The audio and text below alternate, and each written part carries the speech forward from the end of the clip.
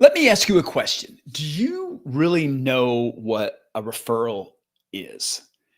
And I know that sounds like a simple question, but when I ask that, it's people will say, "Oh, well, yeah, it's like someone has recommended me, that's done business with me or they know me," which is true, which is a definition of a referral. But really, what a referral really is that is really a pre-sold prospect. And what I'm going to talk about in today's video is dig into that a little bit deeper so we really understand really the gold that really is when we get that referral. And so I'm Bill Utenage. I'm the author of the Amazon best-selling book Referability Roadmap. And so what I do is I help service-based providers get more business by generating more quality right leads, which those quality leads are referrals coming out of our database. And so today what I want to talk about is that especially if you're a local service-based provider, whether you're a real estate agent, insurance, mortgage, financial services, really this works, I find, in just a lot of different businesses, but the ones that I specifically focus on are those. And a lot of times, because I teach obviously around building a business around referrals. I wrote a book about it. Depending on where you're consuming this, this training today is a lot of training around it. And the reason being is what I have found now over 30 years of running and owning businesses in the service-based world is the power of that referral. But I think a lot of times is that we either don't truly understand it or we take it for granted. And I was having a conversation with a property and casualty insurance agent, and we were talking just, about business, about leads. And I'm just like, hey, what does that look like? He's like, he goes, I get a lot of leads, but he goes, I have to go through just a lot of calling and people don't answer, or voicemails boxes are full or whatever, just, never get a response. And what I call those are in a sense low quality leads. They're a lead, someone, whether they paid for that or however they got that off of, someone connected with them, online through their Google business profile, whatever that may look like. The difference of it is that when we start talking and why the referral piece of this is so powerful, and I think that at times we just forget it and we take it for granted, like going, oh yeah, I get referrals, but when we don't have a system and a process and a plan around what that looks like. But those referrals, is I want to make you understand, is like how important those are, because those people in a sense are pre-sold. Now that doesn't necessarily mean they're for sure going to do business with you, because you still have to earn their business. But the difference of that is that typically when those people either contact you because someone, right, that knows, likes, and trusts you has said, hey, you need to call so-and-so. You need to call Jason. Hey, he's my financial person. You need to, hey, if you're thinking about investing or whatever that may look like, this is who you need to call, right? So when I talk about being pre-sold, that in a sense is what that person is really doing for you. That person that's referring you has really kind of stepped out, and they're like, hey, I'm going to be an advocate. I'm going to put my relation. They're putting their relationship in a sense, on the line. And I know that sounds kind of extreme, but they're basically stepping out to kind of go, hey, this is the person that you need to call. And why I say that, they're stepping out and they're using what I call, relationship capital, where it's like, because if that's me and they're referring to me and I don't call them back or I don't do a good job, well, guess what's going to happen? They're going to call their friend, right? Or whoever sent, whoever referred them to me or to you, and go, hey, this person, they never called me back, or what, it was a bad experience, and all of that, right? So there's that relationship capital. And this is why, when we really dig down deep and we look and really understand the power of this referral, is because then this person has done that. They have said, hey, I've used this person. They do an awesome job. I think you should use them as well. And they connect you. Then it's up to us, is that when we have that conversation, is that, we're delivering, 5-star, service. We're getting back to the people. We're treating that referral like it is gold, because I'm going to tell you, it is. For every referral, that you're getting, versus how many, just think about your conversion of like how many calls are you going to have to make, whether they're cold or they're to, cold leads that you got, however they quite came in, inquiries or whatever that case may be. A lot.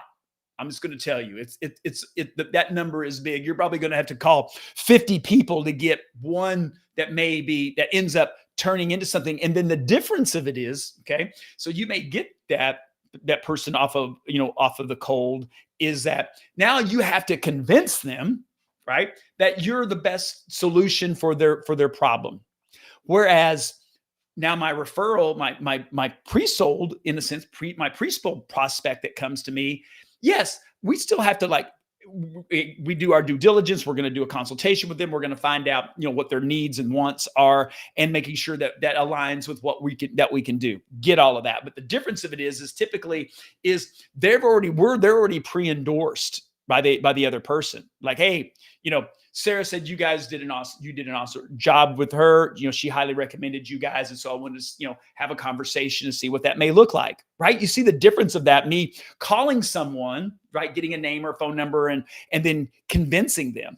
And a lot of the times is that referral is going to be an inbound call, or a lot of it is, and I know in my world with my clients of it is that, it's a mutual group text or group email, and people are introducing. And so that, having that, that warm, there's going to be in that referral, there's going to be that warm handoff. Again, it goes back to this person is pre-sold.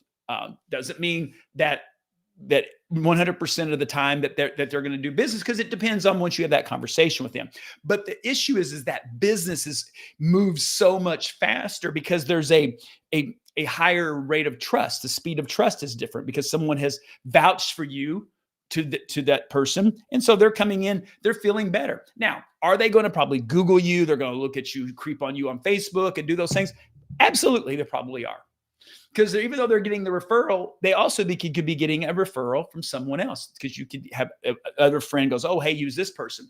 So you gives you a shot to get in the mix, and you're still in, but then you still obviously have to earn that. So, that's a whole other set of that, but it doesn't mean it's 100% a slam dunk. I think it gets you 70 to 80% there, and I'll take that, where I only got to move something 20 to 30% versus moving it from 0 to try to get to 100. And that's on cold traffic, cold leads, those type of things. And we all know that. If you've been in the business, any kind of business for very long, it's like, it's the follow-up, it's the call. It's going to take in between 5 to 12 contacts to get people to make a decision on doing something.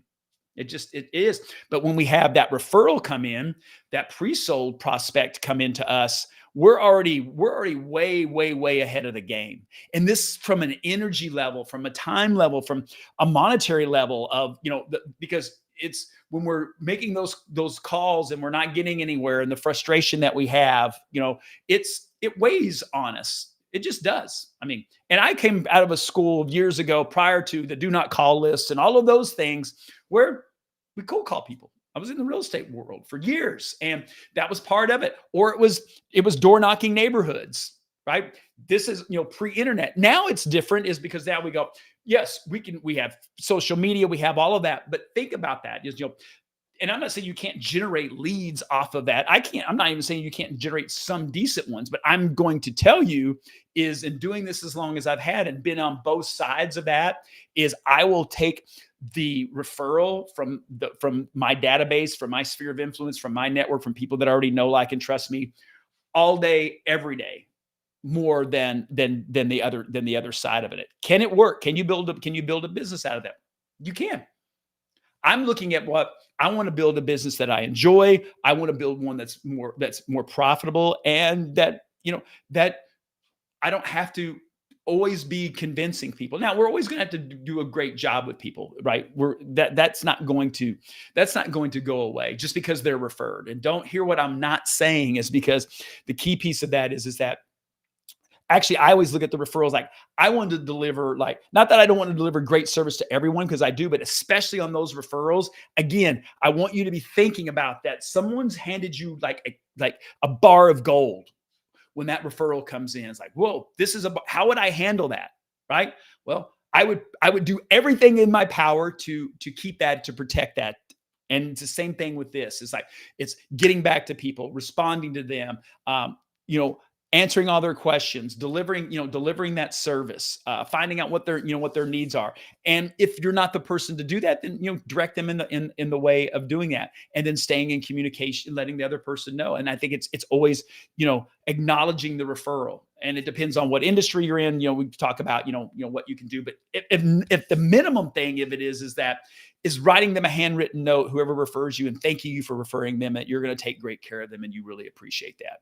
Could be then you take them to lunch. You could do whatever that reward looks like. But most of the time, what it is, to be honest with you, it's just a simple thank you. You can pick up the phone, call them. Hey, thank you so much. I really appreciate that.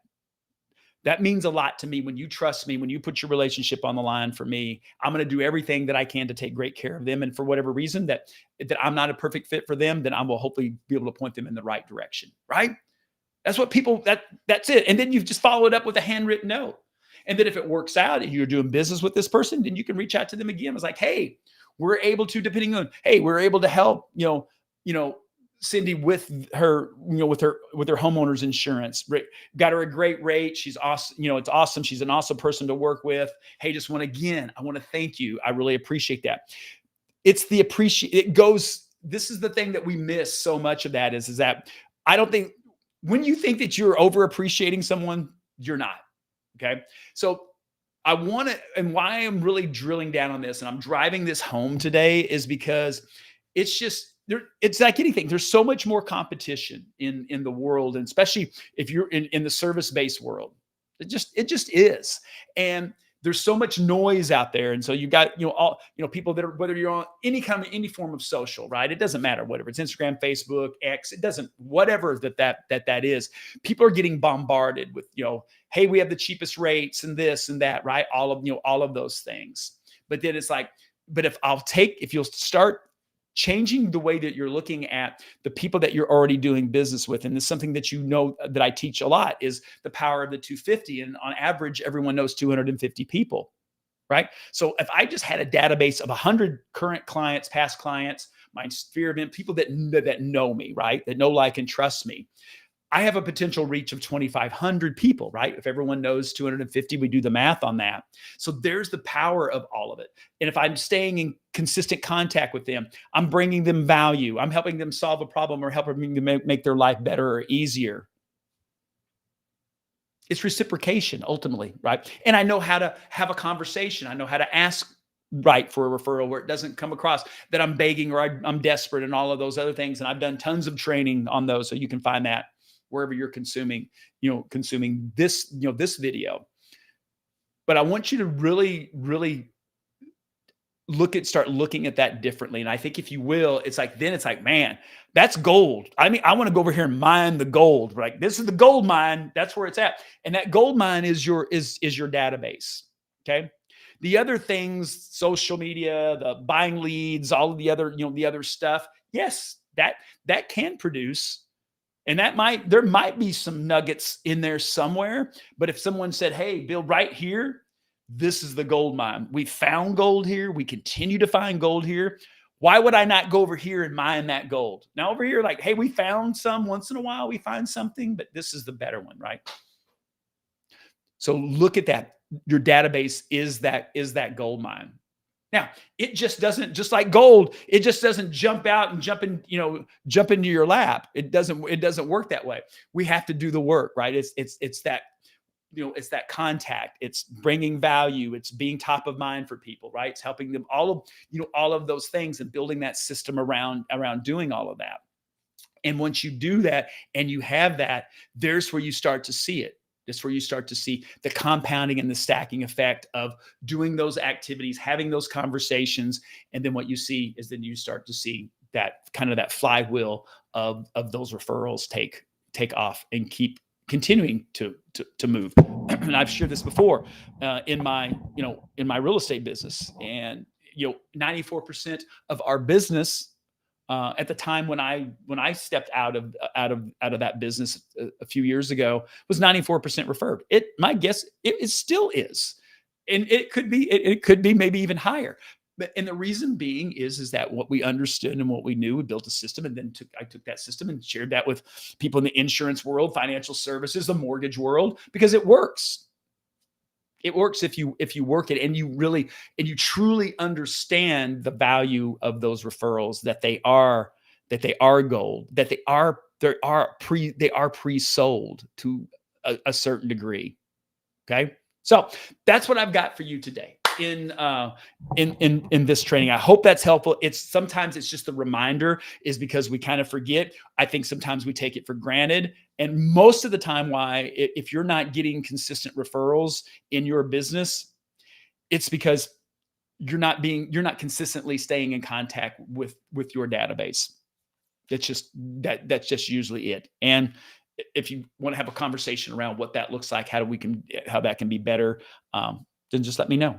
Feel free to reach out to contact me. Always happy to have a conversation on how I help people do that at a fairly high level. It would work. Then love to have that opportunity for you. So that's what I've got for you in today's video. Thank you for watching.